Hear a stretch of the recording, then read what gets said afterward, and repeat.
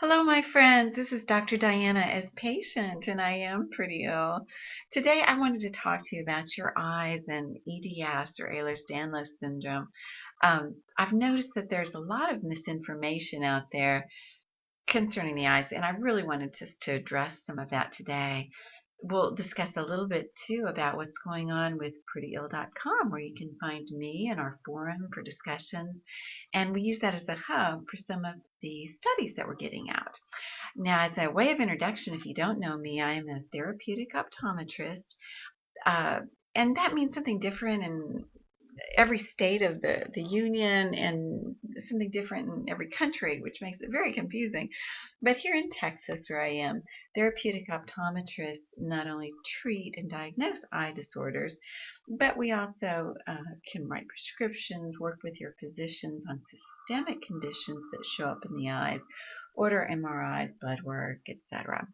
I created genetic disease investigators a couple of years ago to start to run some of these trials. We bring in doctors as needed and trying to push forward for some answers for us, because I don't know about you, but my kids and I, being patients, could not wait for potentially new medications or potentially new funding for studies. We just could not wait.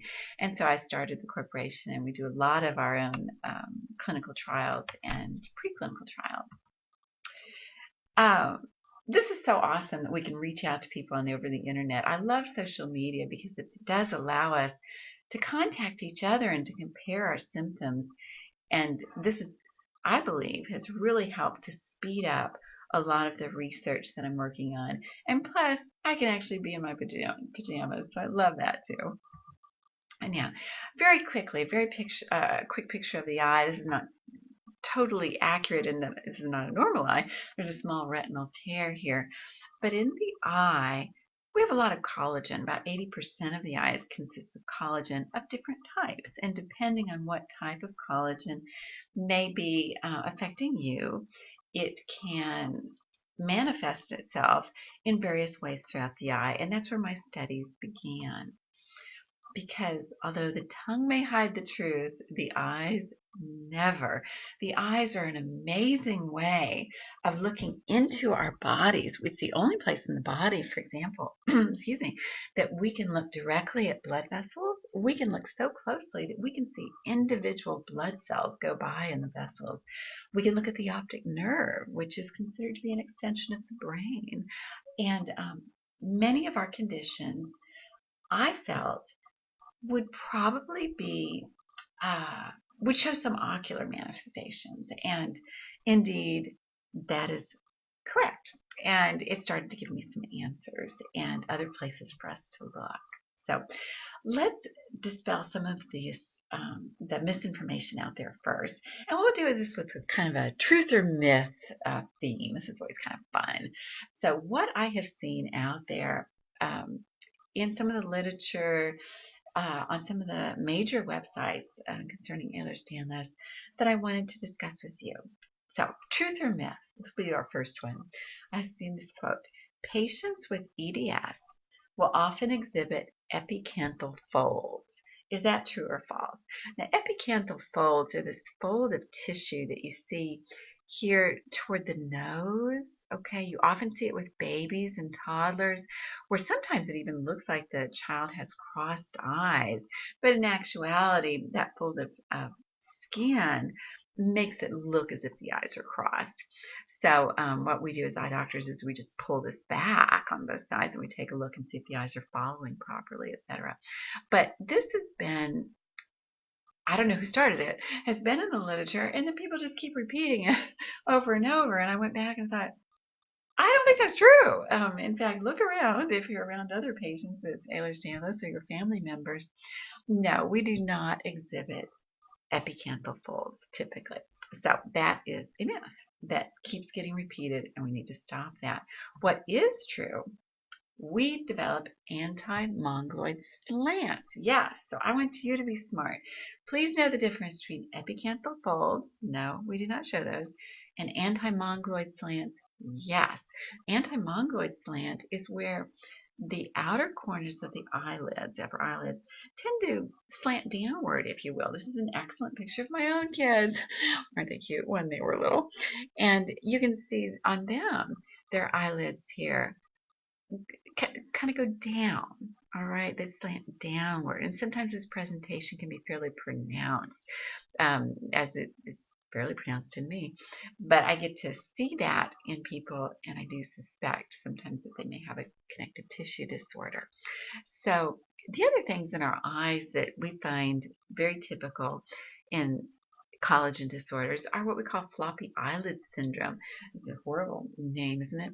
But in actuality, our lids are kind of floppy. They're soft. They're thin. They can actually flip inside out in our sleep. How weird is that?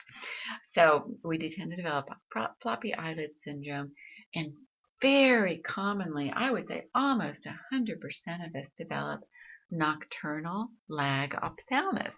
And nocturnal meaning at night. Lag ophthalmos, that means that the eyelids are not closing completely together.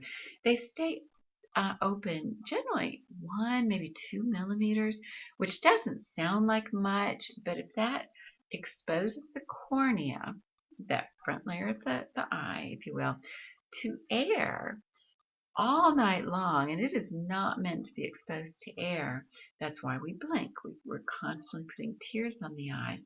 It's left exposed, it dries out. And it dries out to the degree where the epithelial cells, the top layer of the cornea, if you will, becomes so dry they actually fall out.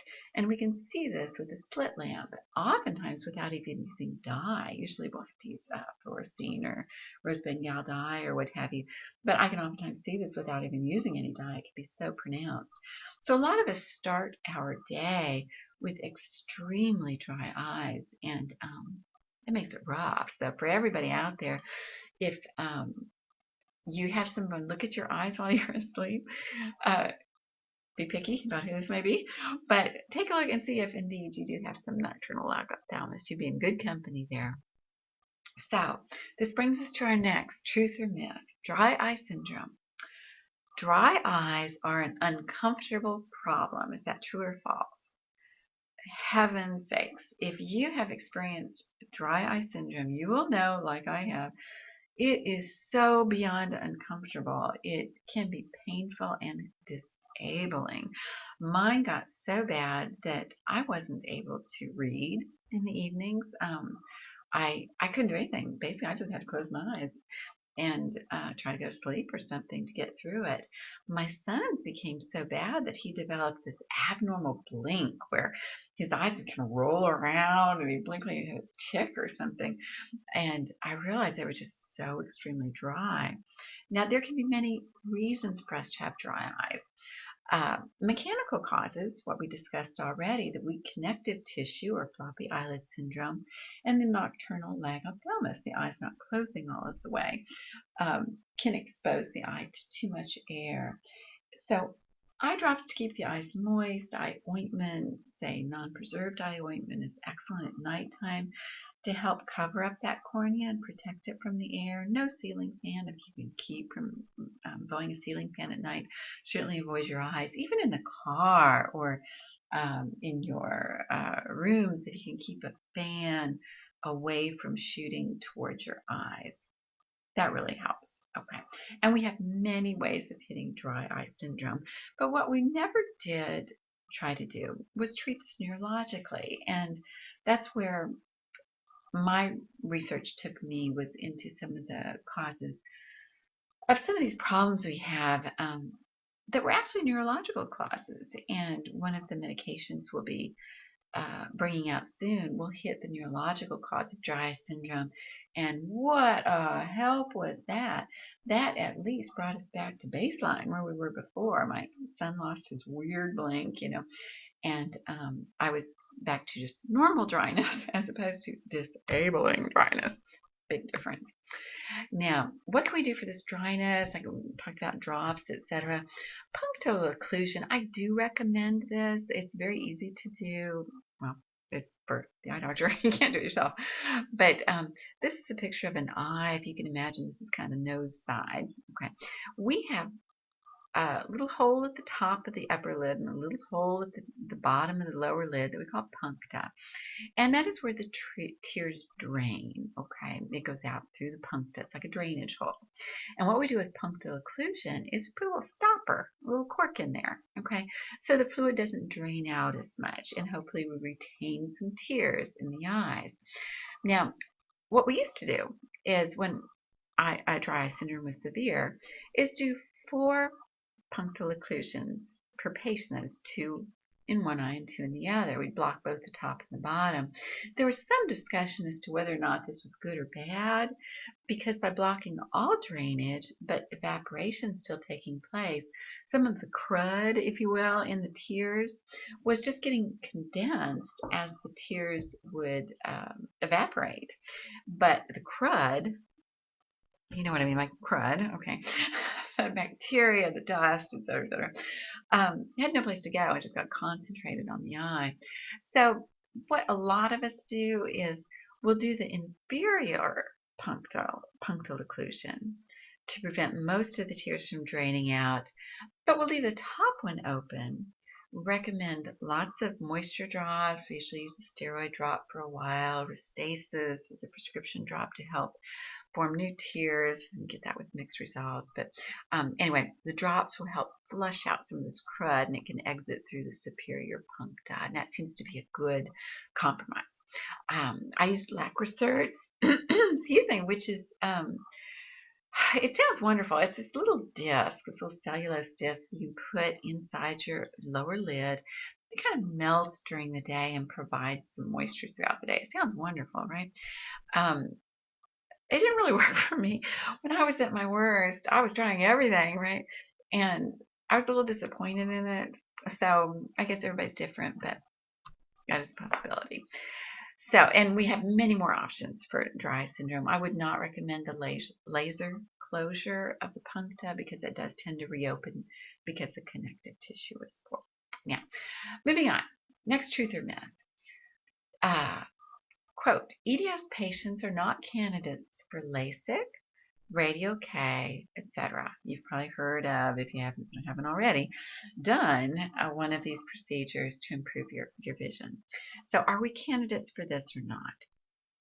No, unfortunately, we are not. That is a true statement. Now, why is that? And if you've already had the procedures, don't panic, okay? Many of us will do just fine, okay? But when we don't, it can be fairly disastrous for both the patient and the doctor, because what happens is our corneas tend to be, as a patient population, somewhat weak and somewhat thin.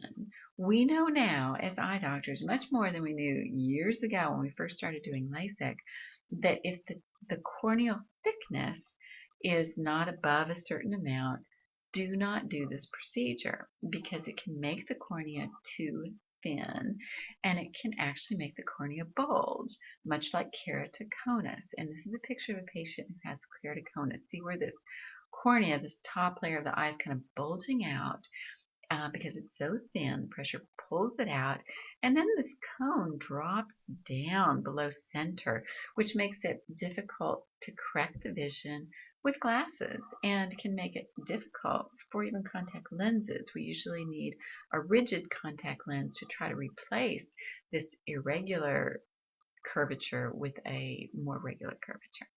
So corneal ectasia, or abnormal bulging of the cornea, will just continue and continue and continue, and the patient's vision just gets worse and worse and worse, and it's a horrifying thing to go through for both doctor and patient. Again, we know now again to measure the corneal thickness first with pachymetry, and I believe that all eye doctors performing LASIK, radial K, etc., should be screening their patients for hypermobility.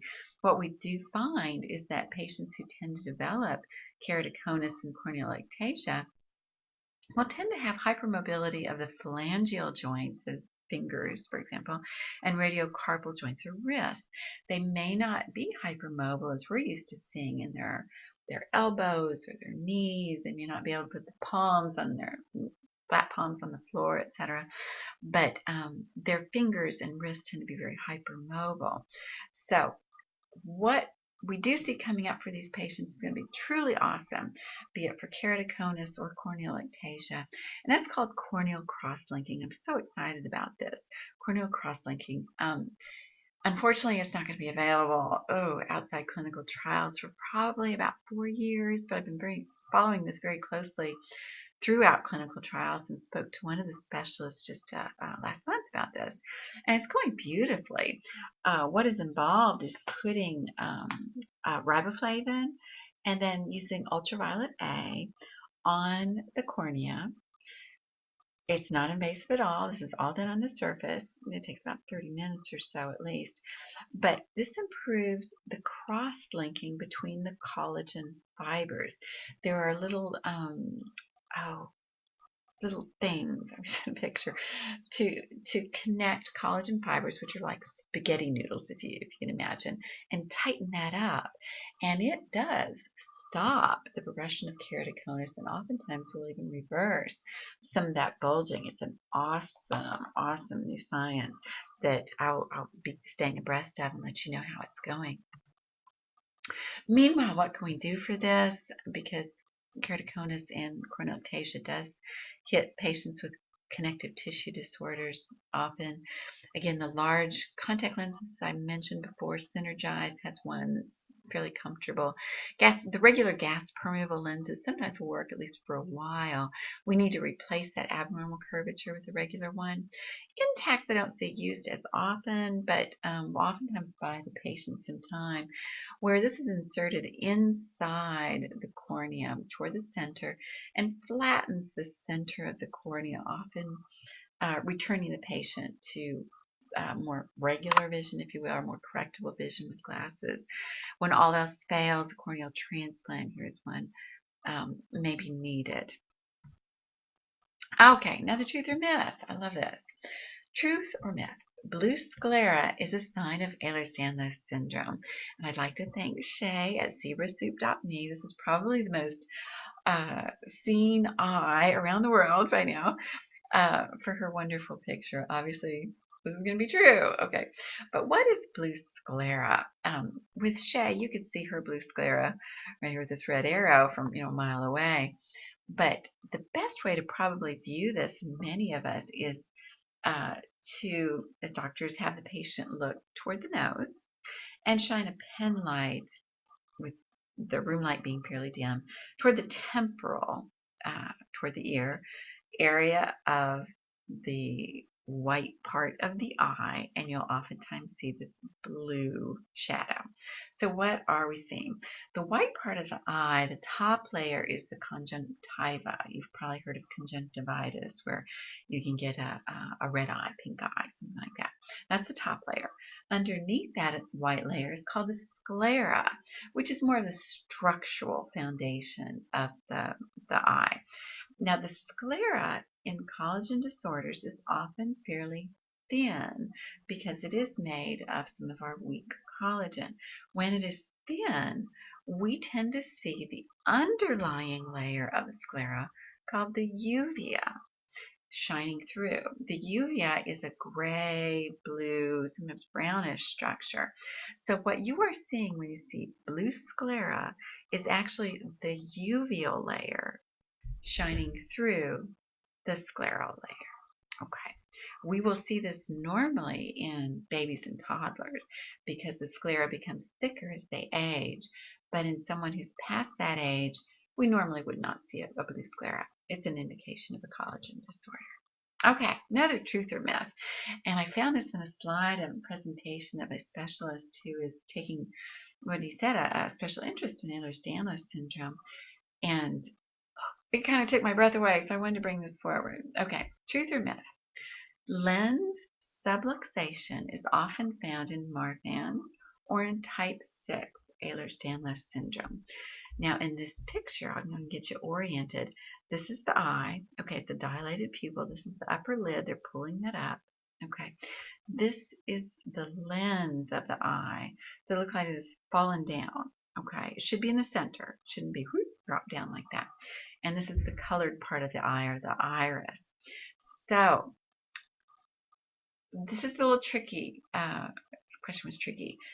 Yes, it is true. Lens subluxation is often found in Marfan's and type 6 Ehlers-Danlos syndrome. But there's something wrong with this picture. Ah! When I saw it, this was my reaction, being the wise old owl. Ah! Okay. Oh. Okay, what's wrong is that lens subluxation in these conditions, the lens always subluxates upwards, not downwards. But the only time we ever see a lens subluxate downwards is in some very strange trauma.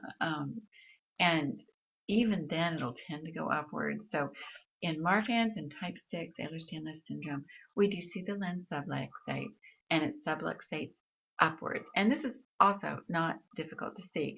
As you can tell, this patient's pupil, I don't even believe it's dilated, and you can see that. But if there's any questions, sometimes we do need to dilate the eyes to take a look at that. Okay, truth or myth?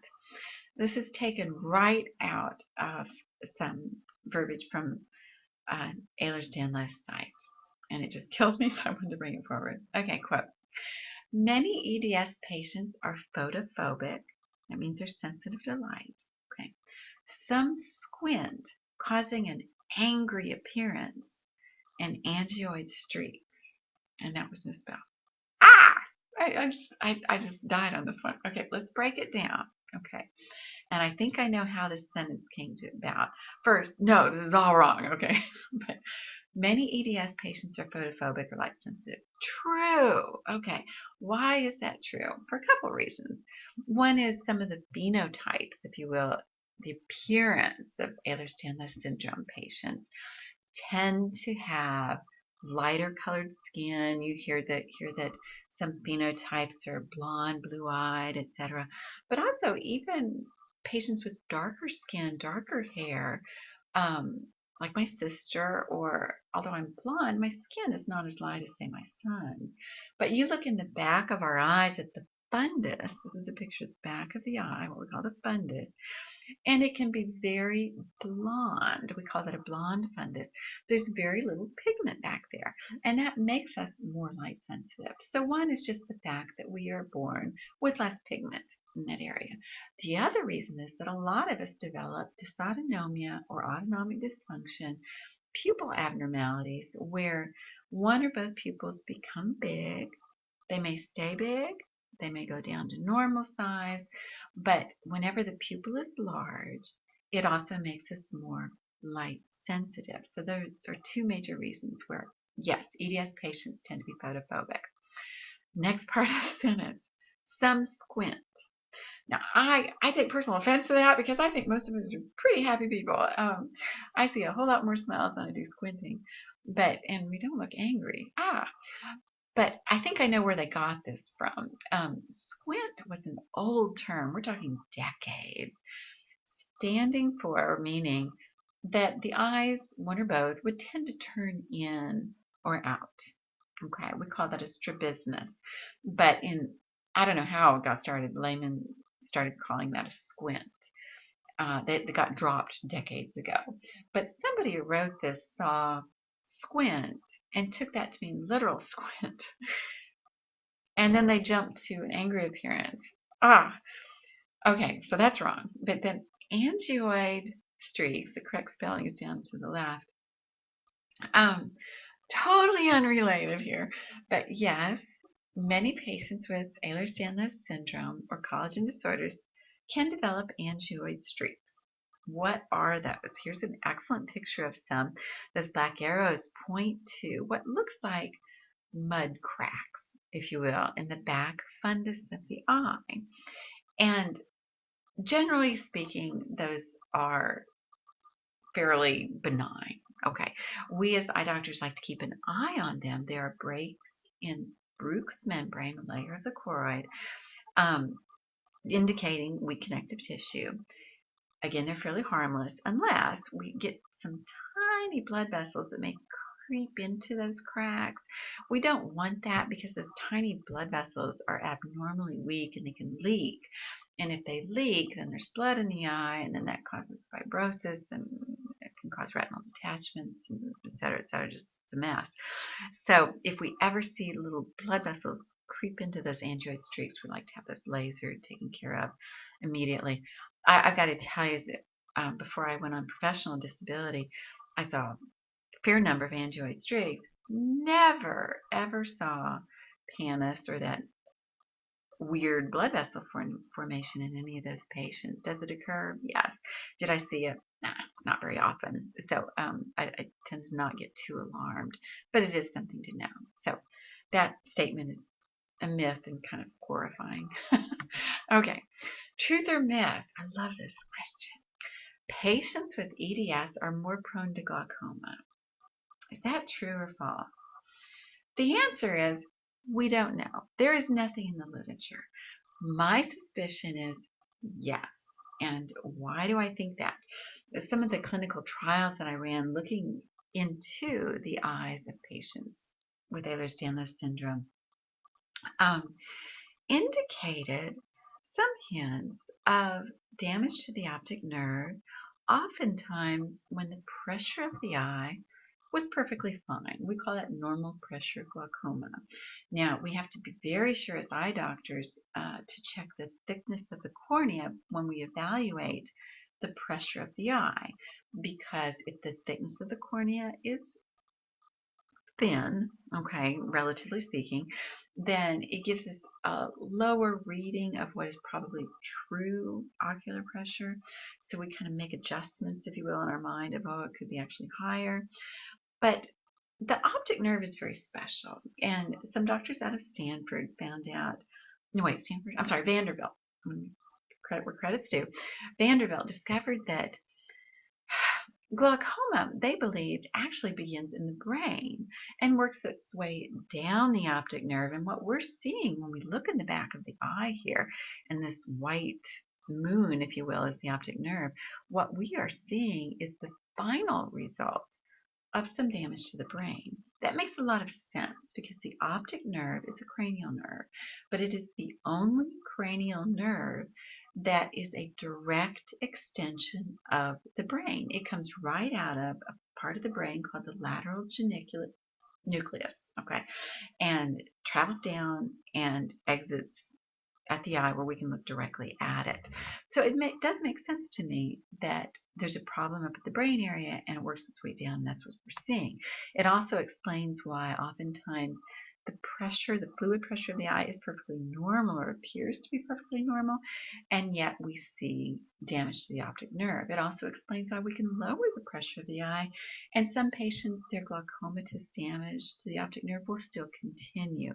We do not know everything there is to know about glaucoma, but yes, I do believe it is more common in Ehlers-Danlos syndrome purely by seeing it in many patients in these clinical trials that were never diagnosed. Their pressures appeared okay, but in very close examination of the optic nerve head, using some very special instrumentation, you see, ooh, there might be some damage there.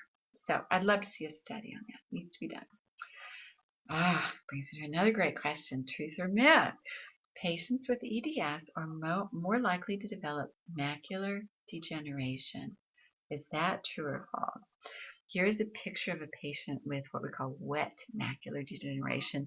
Very loosely, we tend to use the terms dry and wet sometimes, especially when speaking to patients about the type of macular degeneration they have. The macula is the part of the eye that we use to see detail. Here's the optic nerve. This area is the macula. So when you're looking at someone, say at their face, this part of the eye is being used. In macular degeneration, what appears to be happening is that there's poor nutrients brought into the macula. There may be poor oxygen levels to the macula, poor circulation to the macula, vascular problem, among some other things.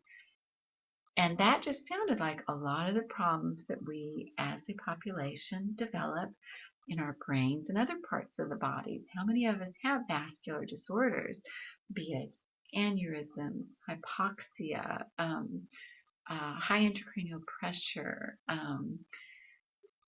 strokes, thromboses, the list goes on. But even without having the vascular form of Ehlers-Danlos syndrome, we, as a population, tend to have numerous vascular abnormalities. Now, in the macula, the blood vessels are very, very tiny, and those blood vessels can often be affected, or evidence of the effect can be more pronounced than when it starts to affect the bigger blood vessels in the body. It can be the canary in the coal mine, if you will, for vascular abnormalities. One reason I believe this hasn't been written up in the literature yet is that so many of our parents, for example, or patients above the age of 65 or so, when macular degeneration becomes more apparent, were never properly diagnosed with Ehlers-Danlos syndrome. For example, my own mother was never diagnosed, and I kind of self-diagnosed her when she was, 75 or so. So I believe in order to get accurate, if you will, information concerning the rates of macular degeneration in our population, we will need to look at our parents and grandparents to figure this out. But yes, personally, I believe absolutely this can happen and it needs to be addressed. Truth or myth? I love this one too. Okay, found in another website. Loose tendons and ligaments around the eye create hardworking muscles that get tired. Now, to a layperson, I can see how that would go, yeah, that makes sense. You know, my eyes get tired, and this little boy, as you can see, his eyes turning in, and that is not that unusual with us. What is unusual is that many Ehlers-Danlos patients can develop adult onset strabismus or eye turns, such as what this little boy has. Excuse me. Usually with an eye turn, especially eye turning in, for example, it will become apparent in babyhood, toddlerhood, or childhood at least.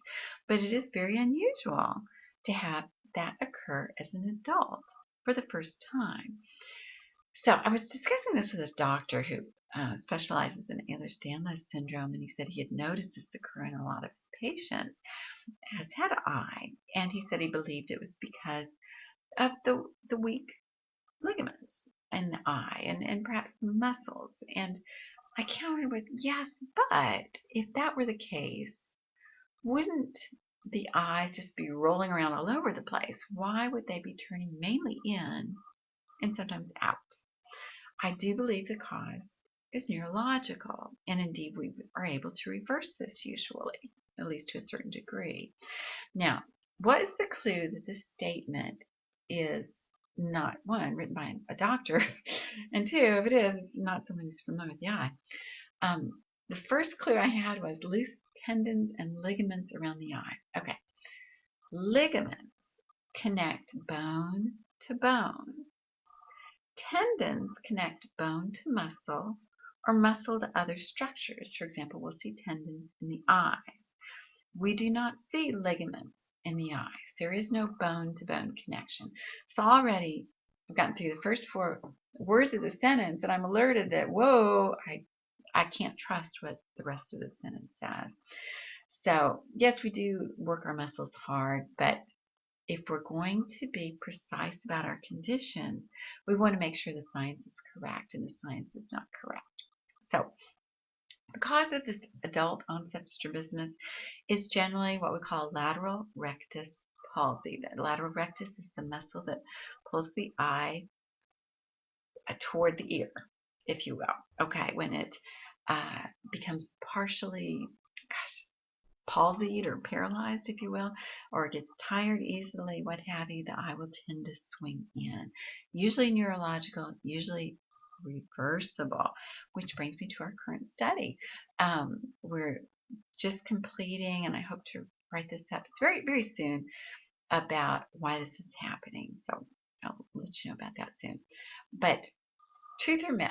This is kind of a big one. Let's think about this.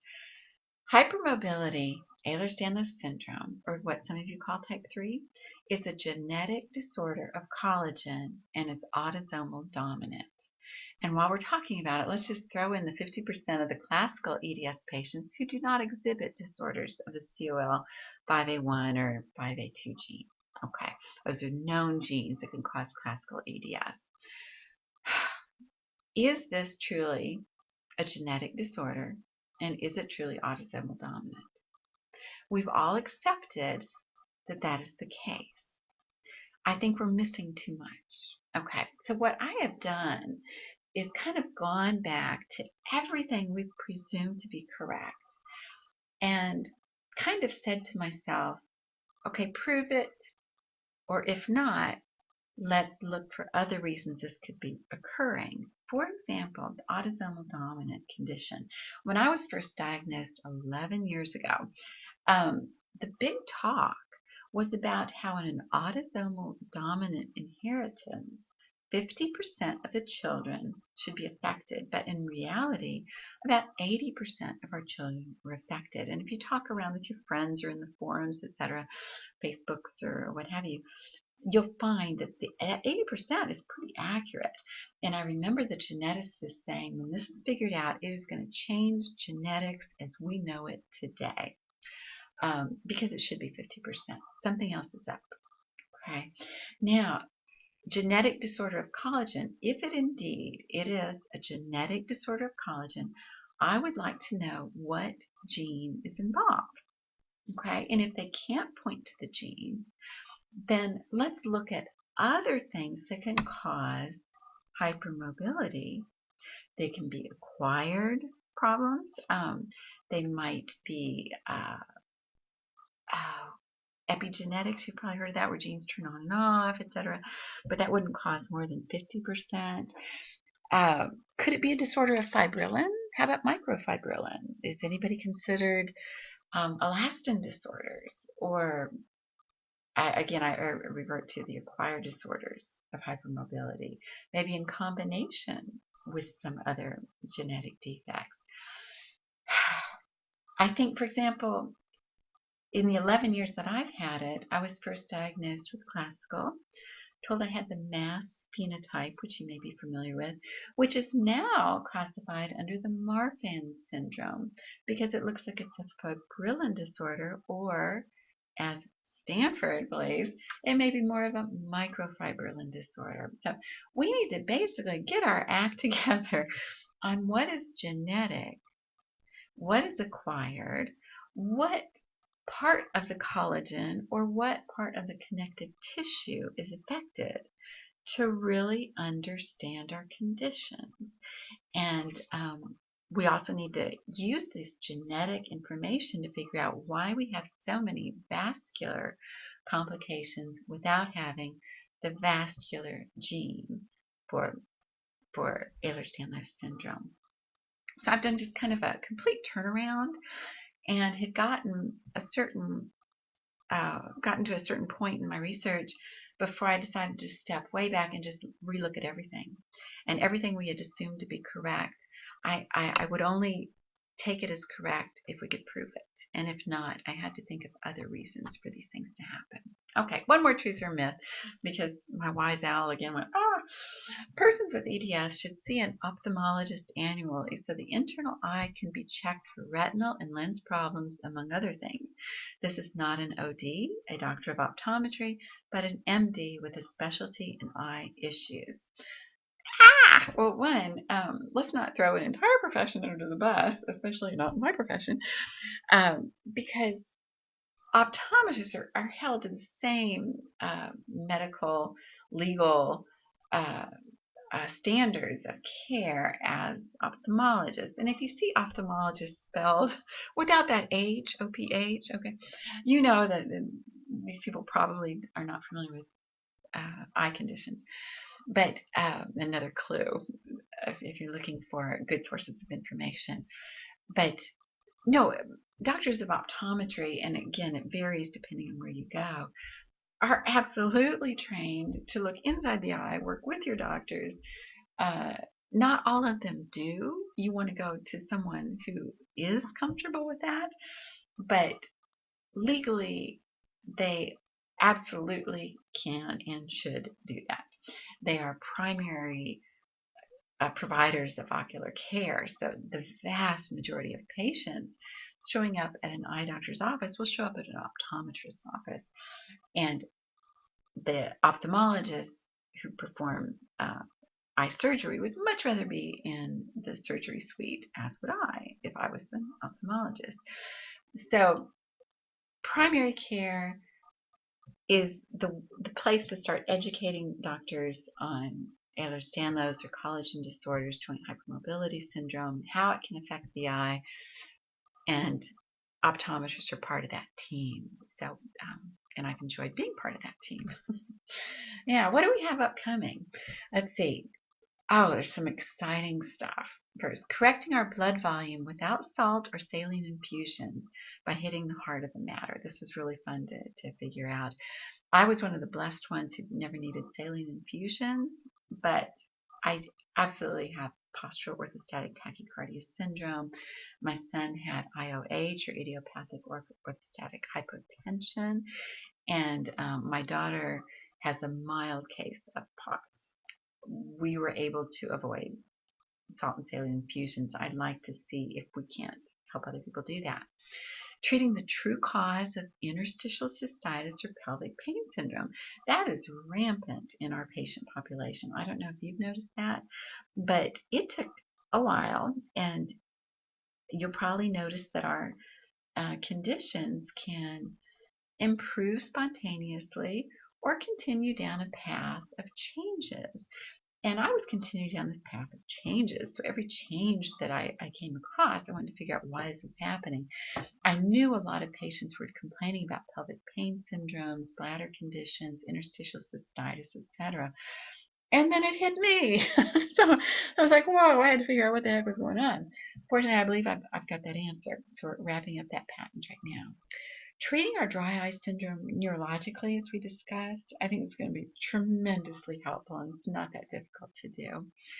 Then finding out if your dysautonomia, if you've been diagnosed with dysautonomia, is it totally autoimmune related to antibodies? We have tests to figure that out. Love to discuss those with you. But depending on the level of antibody / autoimmune involvement, we may be able to work around that. Okay? So if it's not totally autoimmune, you may have effective treatments, never before used, based on the primary cause, and while incorporating our multitude of genetic defects and antibody involvement. And I've tried to look at all of that in some of these medications. We are all a little bit different, but we do have some similarities across the board. And that's where I started to try to tie in what was similar, what were the causes, etc. And I think if we can be precise on plucking apart what is due to autoimmune antibodies, that sort of thing, versus what is not, we can absolutely treat many of the syndromes that are disabling us today, and do so successfully and get back to some sort of having a lifestyle. Yay. So anyway, we are working on this right now. We'll use prettyill.com as our hub. I'll look forward to seeing you there. Please join us.